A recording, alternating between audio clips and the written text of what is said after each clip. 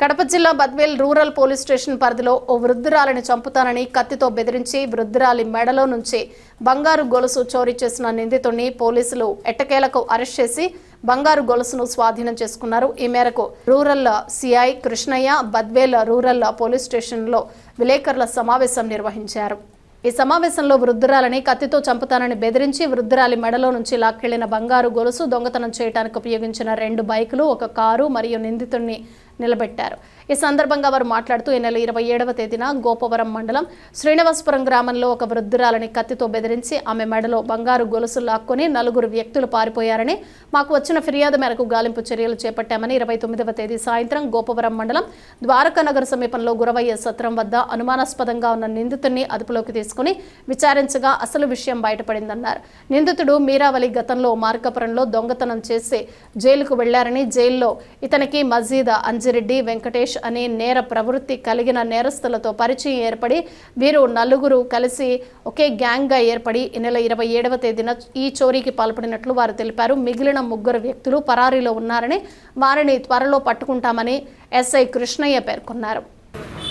ఈ గత శ్రీరామనవమి పండుగ రోజున గోపవరం శ్రీనివాసపురం సర్కిల్లో జరిగిన దొంగతనంలో దాదాపు 3 సవర్ల బంగారు గొలుసు ఆదిలక్ష్మి అనే ఆమె మెడల నుంచి 4 వ్యక్తులు 2 మోటార్ సైకిల్లో వచ్చి దొంగతనం చేసుకొని తీసుకెళ్లారని, భయపెట్టించి తీసుకెళ్లారని మన పోలీస్ స్టేషన్లో కేసు నమోదు కాబడింది.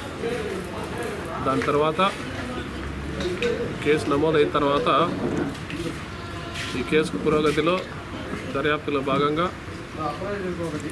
మా ఎస్ఐ రంగారావు గారు, తర్వాత డీకోటర్ ఎస్ఐ సూర్యనారాయణ రెడ్డి గారు ఈ కేసు నమోదైన వెంటనే 2 టీములుగా ఏర్పడి ఎక్కడైతే నేరస్థలం జరిగిందో అక్కడికి వెళ్ళి పరిశీలన చేసుకొని అనుమానితుల్ని కోసం వెంటబడి తొందరగా రికవరీ చేయడం, ఈరోజు అరెస్ట్ చేయడం జరిగింది. మొత్తంగా ఈ కేసులో 4 ముద్దాయిలు పార్టిసిపేట్ చేయడం జరిగింది.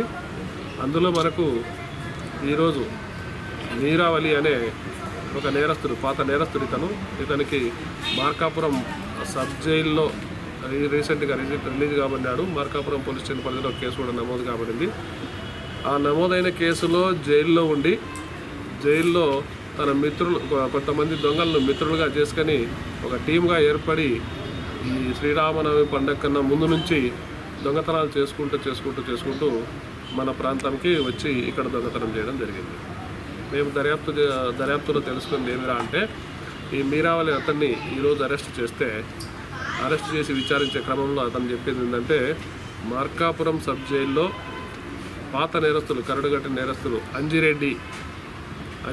పులి అంజిరెడ్డి అనే ఆయన గతంలో కూడా ఇక్కడ మనకు పూర్వమిలలో అతని మీద కేసులు నమోదు కాబట్టి, అతనే కాకుండా చాలా కేసులు అతని మీద ఉన్నాయి. ఇంకా అతను నరసరావుపేట వాసి, అతను కూడా దొంగతనం కేసులో మార్కాపురం సబ్ జైల్లో ఉంటే ఇతనికి పరిచయమైన.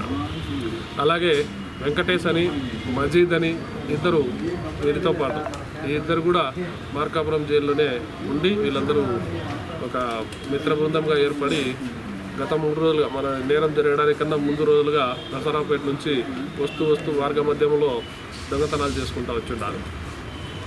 ఈ క్రమంలో ఒక HF డీలక్స్ మోటార్ సైకిల్ని, తర్వాత యూనికార్న్ మోటార్ సైకిల్ని ఈరోజు మనం రికవరీ కూడా చేయడం జరిగింది.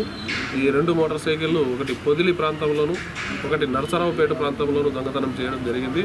వాటితో పాటు ఈ నేరం మొత్తం ఇది మన గొలుసు దొంగతనంతో పాటు మోటార్ సైకిల్ నేరాలు కూడా చేయడం జరిగింది.